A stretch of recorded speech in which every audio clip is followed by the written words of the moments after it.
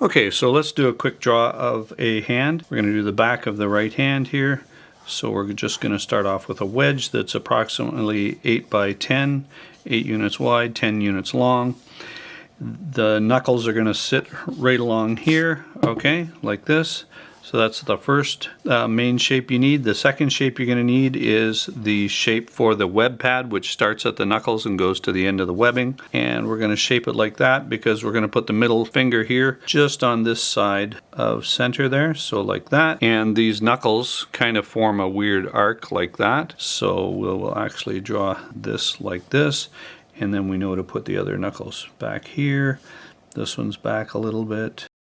And the pinky's way back, the pinky knuckle like that. So we have first shape is this wedge, second shape is the knuckle pad, and the third shape, which is this thumb triangle here like that, starts just behind the knuckle and goes out like that. Okay, so we have our three shapes that we need. Shape number one is this wedge.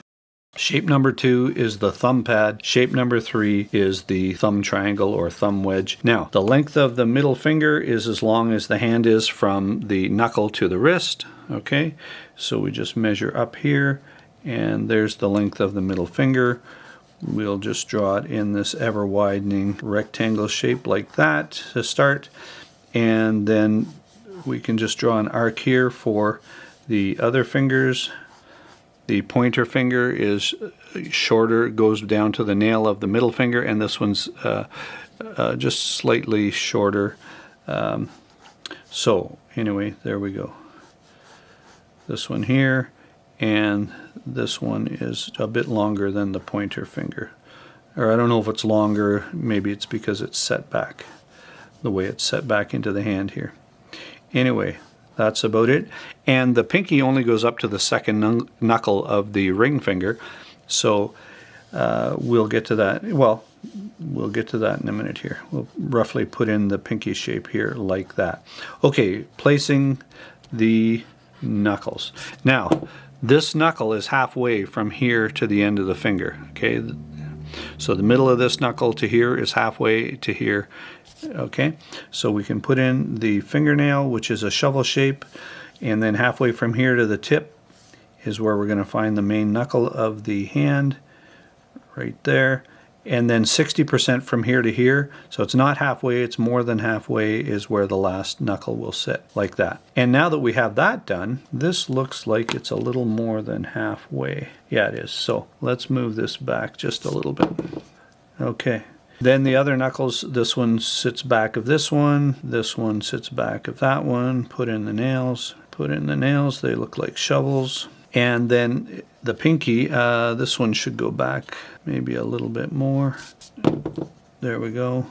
This one's going to be here, and the pinky's going to go up to there. So that's the length of the pinky up to that knuckle right there.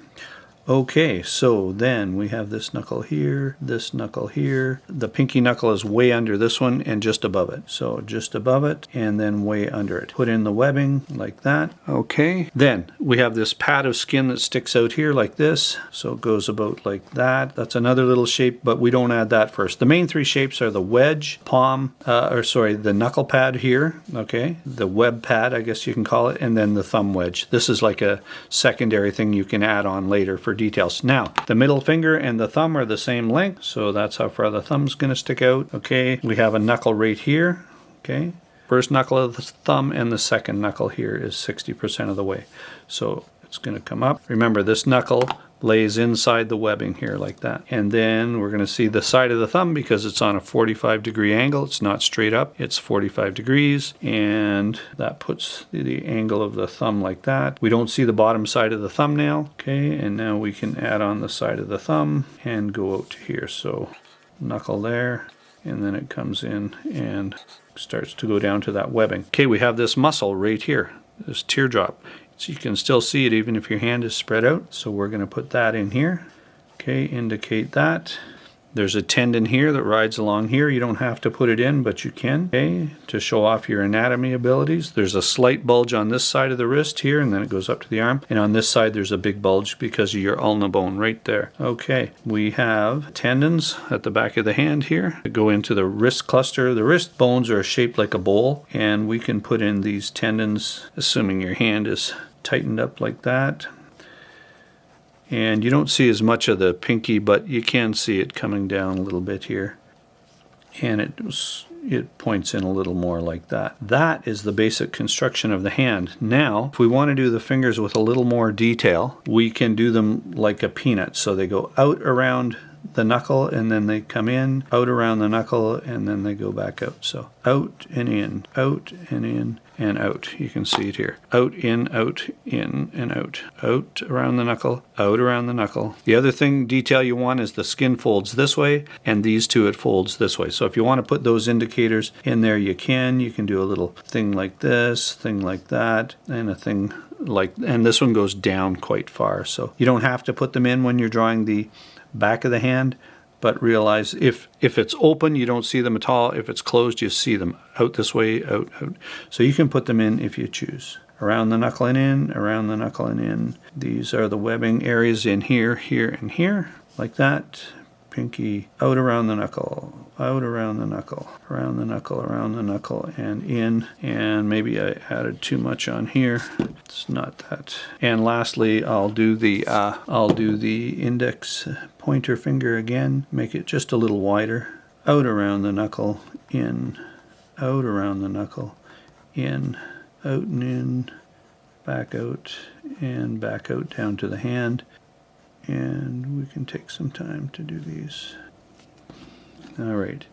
And of course the web pad, you won't see it over top of the fingers, so we can get rid of those details now that our construction is all done. I don't think I did this side right. Out and in, and out like that. And sometimes you can see the tendons past the knuckle here going down into the finger, so it just depends on how thin a person is or how strong they are, how much you would see the tendon go down the finger like that.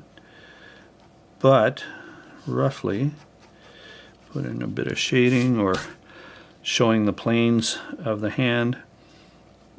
And basically there's a plane here like that. Okay, that kind of goes more this way.